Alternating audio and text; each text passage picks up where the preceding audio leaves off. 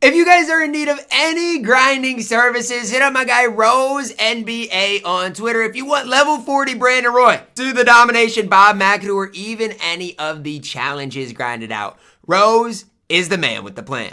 What's up, y'all? It's Ty. In this video today, we're going to be going over ranking our top 10 power forwards right now in NBA 2K25 MyTEAM.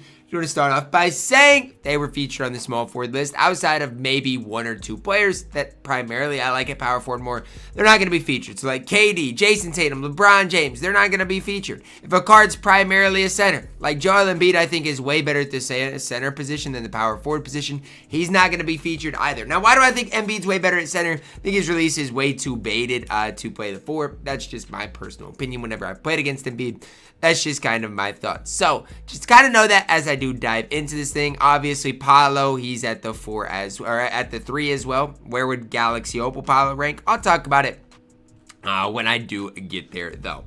Now, we're going to start it off at number 10 with JayCanada. Galaxy Opal JayCanada. Now, as times kind of went on, do I still like JayCanada? Do I think the card's good? Yeah. Has he lost some, what's the right word for it? Has he lost some of my hype? Yeah. I just think the 85 speed, the defense is a little bit lackluster for this time of the game. Release-wise, obviously good. Gonna knock down shots. He's still 7 feet tall.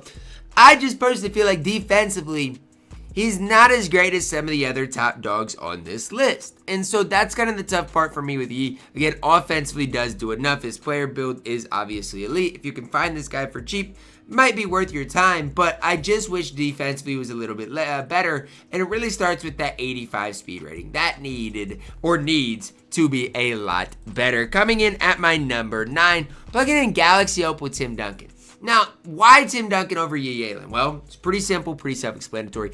Defensively, this Galaxy Opal Tim Duncan is a beast. 87 speed, has nearly every defensive badge you could ask for. Release-wise, it's Tim Duncan based on normal, which is super smooth, easy time, easy to green. 79 3-ball, I'm not worried about that either.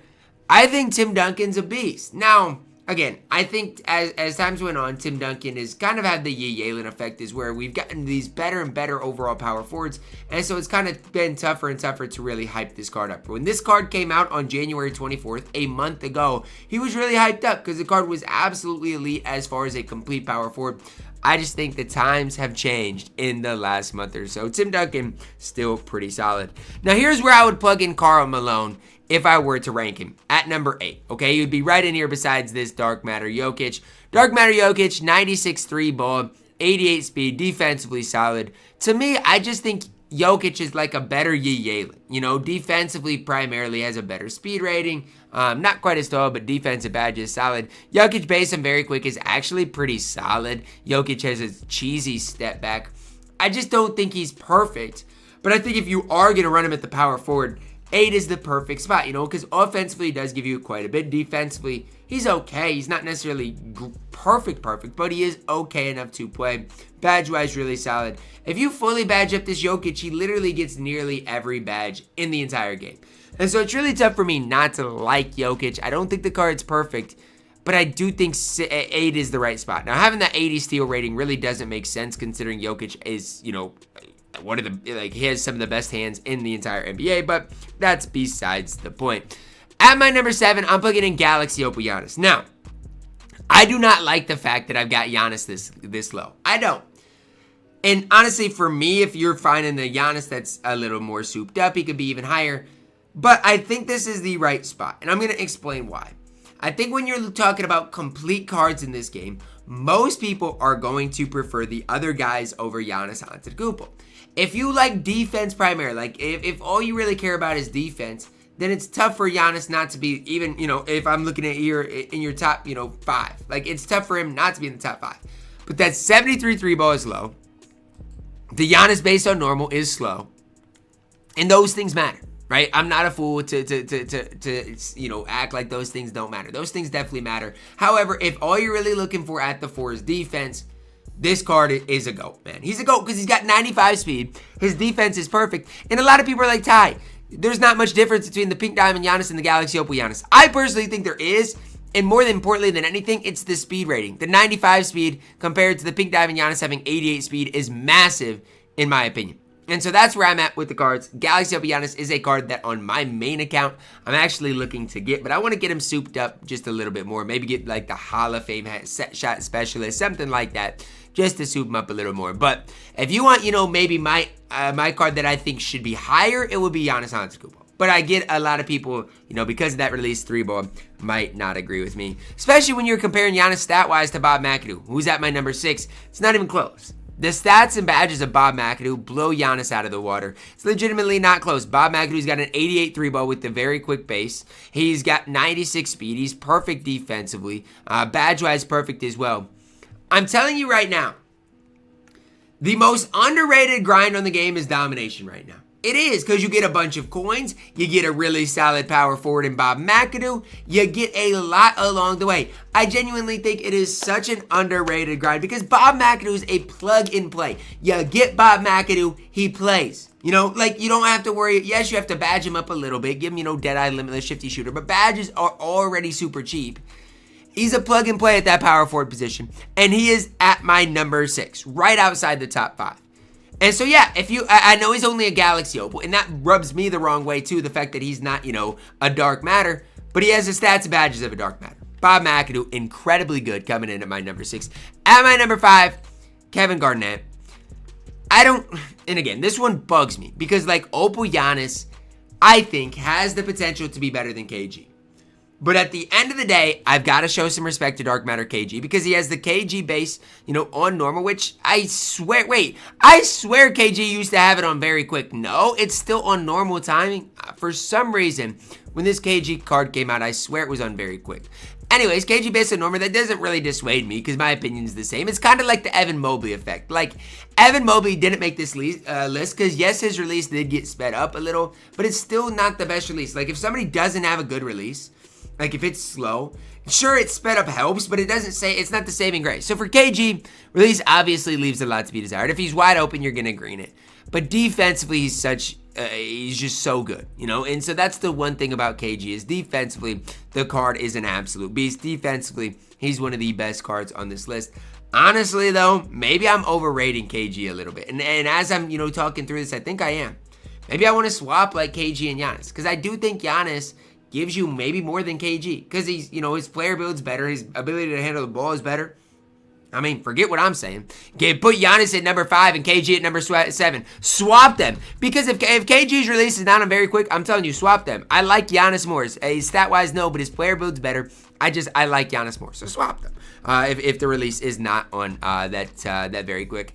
At my number 4, Jaren Jackson Jr. sees that release on quick compared to the Diamonds, which is just on normal. Again, is it game breaking? No. It is slightly helpful though for Jaren. 93 ball, 90 speed, defensively stout, just so good.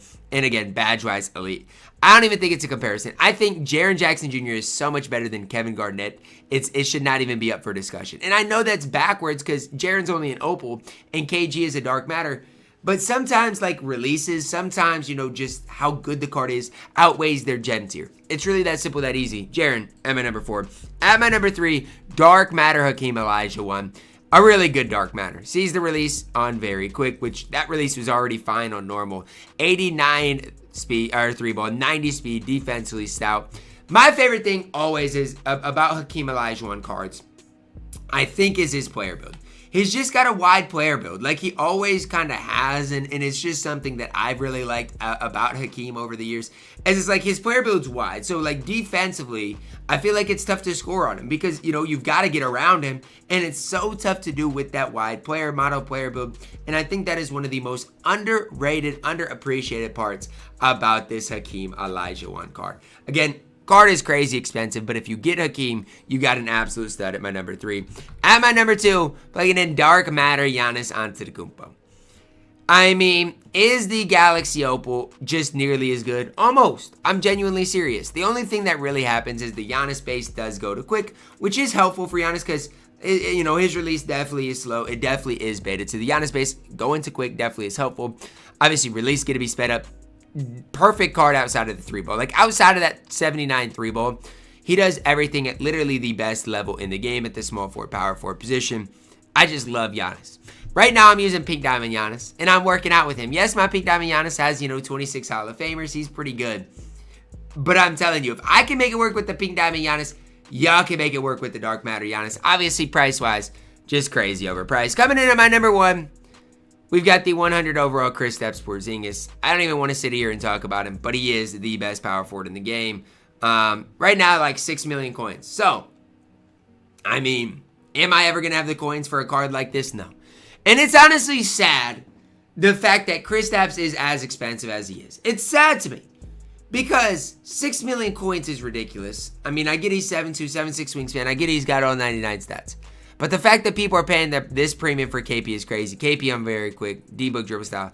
Like, he might be the best card in the game. At 7'2", with these stats, these badges, he literally might be the best card in the game. But at the end of the day, he's not worth the price. I'm telling you right now, he is not worth the price he's going for. Yes, KP, that best power forward in the game. But if you're paying for KP, I don't know what to tell you. That's going to wrap it up for my power forward top 10 list. Again, it is a stacked position. And so if your favorite power forward was left off the list, I do want to apologize to like Alex Sarr, Diamond, Jaren. Like, there are so many good power forwards. Like, even people running this Galaxy Opal Wilt quite often at that power forward position. I apologize to all of those guys. But at the end of the day, you got to be pretty selective. This is the best of the best. And so again, if your favorite power forward got left off the list, I apologize. You know, it comes down to you got to be pretty selective while making these lists. Again, a guy like Michael Beasley, LeBron James, those are small forwards. So don't get mad at those. But again, if your guy did get left, I apologize. You got to choose your top dogs. That's going to wrap it up. Drop a like on the video, guys. Subscribe if you are new. And as always, man, I love you guys. Have a blessed day.